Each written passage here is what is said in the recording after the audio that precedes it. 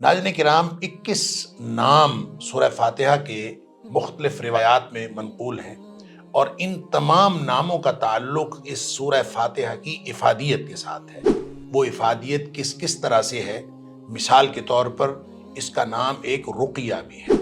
नबी अकरम सल्लल्लाहु अलैहि वसल्लम ने उस सहाबी को जिसका नाम हज़रत अबू सईद खुदरी रज़ियल्लाहु ताला अन्हु है, जिन्होंने दम करके रुक़िया करके सूरह फातिहा पढ़ के एक जो सांप के कांटे का इलाज किया था, उसको नबी अकरम सल्लल्लाहु अलैहि वसल्लम ने यही सवाल फरमाया था कि तुम्हें कैसे मालूम हुआ कि ये रुक़िया भी है। इस सूरत के अंदर अल्लाह करीम ने जितने भी अहकाम दिए हैं और जितनी भी दुआ और तरीक़ा दुआ की तालीम दी है, वो सारी तालीमात हम सीखेंगे।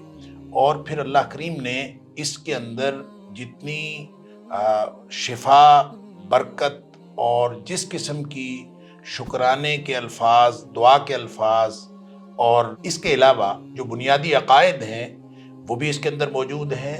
अक़ीदा तौहीद, अक़ीदा रिसालत, अक़ीदा आखिरत और फिर ख़ास तौर पर जो इंसान का यानी अब्द का माबूद यानी अल्लाह करीम के साथ जो ताल्लुक़ है, खालिक और मखलूक का ताल्लुक़ है, उसकी जो बेहतरीन सूरत है, जो क़ुर्ब का मुकाम है, जो खौफ का मुकाम है, जो उम्मीद का मुकाम है। इसके अलावा कुरान का जो लफ्ज़ी और मानवी इजाज़ है और जो कुरान का शुरू से लेकर आखिर तक रब्त है, उसका एक इजमाली खाका भी इसके अंदर पेश होगा और इस कोर्स का नाम है उम्मुल कुरान।